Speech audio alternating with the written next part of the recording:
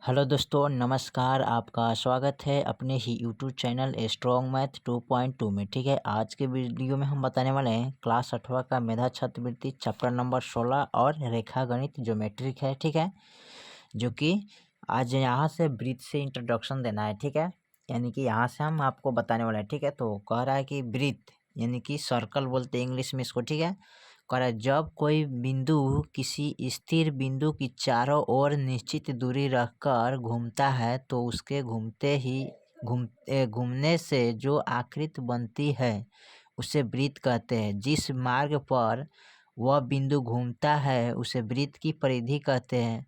वृत्त के भीतर उस स्थिर बिंदु को वृत्त का केंद्र कहते हैं। जैसे कि यहाँ पर दिया हुआ है। ठीक है, एक गोला है। ठीक है, ये क्या है? वृत्त है। और जो यहाँ पर क्या है? केंद्र है, तो उसी को केंद्र बोलते हैं। ठीक है, चलिए उसके बाद कह रहा है वृत्तकार क्षेत्र। तो देखिए वृत्तकार क्षेत्र कैसा है। ठीक है, इसको रंग दिया है।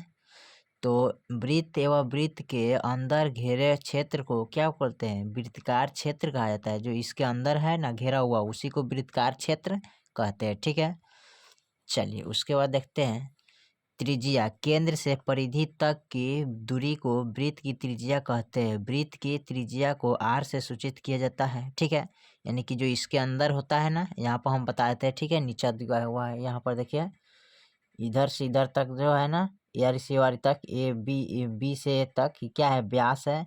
इसका आधिया कर देंगे तो क्या हो जाएगा? त्रिज्या हो जाएगा। ठीक है, तो दिया है व्यास। केंद्र से गुजरने वाले रेखा को जो दोनों ओर वृत्त की परिधि को स्पर्श करता है यानी कि छूता है उसे वृत्त का व्यास कहा जाता है। व्यास को डी से सूचित करते हैं। ठीक है, चित्र में ओ वृत्त का केंद्र है और ओ ए वृत्त की त्रिज्या है तथा ए बी वृत्त का व्यास है। ठीक है, उसके बाद है चाप। परिधि के टुकड़े को चाप कहते हैं। जो परिधि है ना, उसका टुकड़ा का क्या कहते हैं?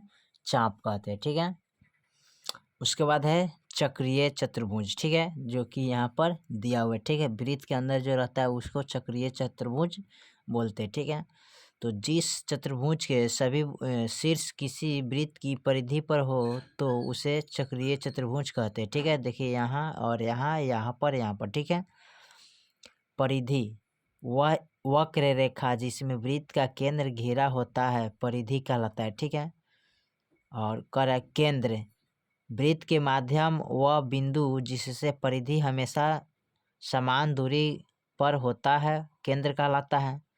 चाप कर्ण परिधि के किन्हीं दो बिंदुओं को मिलाने वाला रेखा को चाप कर्ण कहते हैं। ठीक है, उसके बाद अर्धवृत्त। तो वृत्त के व्यास द्वारा खंडित भाग अर्धवृत्त कहलाता है, जो कि यहाँ पर इसका चित्र दिया हुआ है। ठीक है, उसके बाद कह रहा है वृत्तखंड के बारे में। चलिए देखते हैं। वृत्तखंड कह रहा है किसी चापकर्ण एवं उसके चाप से घेरे क्षेत्र वृत्तखंड कहलाता है। त्रिज्याखंड किसी वृत्त का वह भाग जो दो त्रिज्याओं एवं उसके बीच के चाप से घेरा हो त्रिज्यखंड कहलाता है। निधि किसी बिंदु का बिंदुपथ उन सभी बिंदुओं का समुच्चय है जो दिए गए प्रतिबोध को संतुष्ट कराता है। वृत्त की स्पर्श रेखा वैसी रेखा जो वृत्त की परिधि पर स्थित किसी एक बिंदु को स्पर्श करती है। स्पर्शीय रेखा कहलाती है। किसी वृत्त के एक बिंदु पर मात्र एक ही स्पर्श रेखा खींची जा सकती है। स्पर्शीय रेखा कभी वृत्त के प्रतिच्छेद नहीं करता है, जो कि यहाँ पर दिया हुआ है। यहाँ पर चित्र हम आपको बता देते हैं। ठीक है, देख लीजिए यहाँ पर चित्र पूरा टोटल दिया हुआ है। ठीक है, उसके बाद कह रहा है लंब केंद्र वह बिंदु जिससे त्रिभुज के शीर्षों से खींचे गए लंब गुजरते हैं त्रिभुज का लंब केंद्र कहलाता है। ठीक है, गुरुत्वीय केंद्र त्रिभुज के बीच वह बिंदु जिससे तीनों माध्यिकाएं गुजरती है गुरुत्व केंद्र कहलाता है। ठीक है, जो कि यहाँ पर दिया हुआ है चित्र में। ठीक है, यहाँ पर आप देख सकते हैं। ठीक है, उसके बाद आइए मिलते हैं यहाँ पर परिकेंद्र। ठीक है, तो कह रहा है परिकेंद्र किसी त्रिभुज के माध्य वह बिंदु जिससे त्रिभुज की भुजाओं के लंब समद्विभाजक गुजरते हैं उसे परिकेंद्र कहलाता है। अंत केंद्र किसी त्रिभुज के मध्य वह बिंदु जिससे कोनों की समद्विभाजी रेखा गुजरती है अतः केंद्र कहलाता है। ठीक है, उसके बाद दिया है यहाँ पर उभयनिष्ठ, ठीक है, उभयनिष्ठ दिया है। स्पर्श रेखा वह सरल रेखा जो दो या दो से अधिक वृत्तों को स्पर्श करता है, ठीक है, उभयनिष्ठ बोलते हैं, ठीक है। केंद्र से गुजरने वाली रेखा जो वृत्त की परिधि की दोनों ओर स्पर्श करती है व्यास कहलाता है। वृत्त के केंद्र से परिधि तक की दूरी को वृत्त की त्रिज्या कहते हैं। वृत्त में असंख्य त्रिज्या होती है और सभी त्रिज्या समान होती है, ठीक है। वृत्त में असंख्य व्यास होते हैं एवं सभी व्यास बराबर होते हैं। उसके बाद है वृत्त का वह भाग जो एक और व्यास और दूसरी ओर परिधि से घिरा होता है अर्धवृत्त कहलाता है, ठीक है। अर्धवृत्त का क्षेत्रफल वृत्त के क्षेत्रफल का आधा होता है, ठीक है। वृत्त की परिधि पर केंद्र दो बिंदुओं को मिलने वाले सरल रेखा जो केंद्र से नहीं गुजरता है उसे चापकर्ण या जीवा कहते हैं, ठीक है।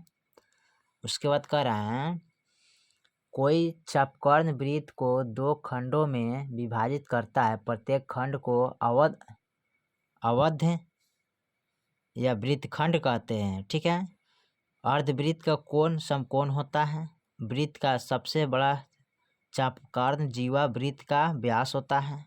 वृत्त के एक ही अवध के कोणों समान होते हैं। वृत्त की परिधि 2πr बराबर पाई डी होता है, ठीक है, यानी कि d बराबर 2r, ठीक है। वृत्त की क्षेत्रफल 2πr², ठीक है, यहाँ पर दिया हुआ है r बराबर होता है d/2, ठीक है। उसके बाद देखिए दो त्रिज्याओं और एक चाप से घिरे खंड को त्रिज्याखंड कहते हैं। किसी एक बिंदु से अनगिनत रेखाएं खींची जा सकती है, ठीक है। किसी बिंदु की चारों ओर घूमने से 360 डिग्री का कोण बनता है, ठीक है। एक समकोण 90 होता है। x डिग्री का अनुपूरक कोण 90 डिग्री माइनस x डिग्री होता है, ठीक है।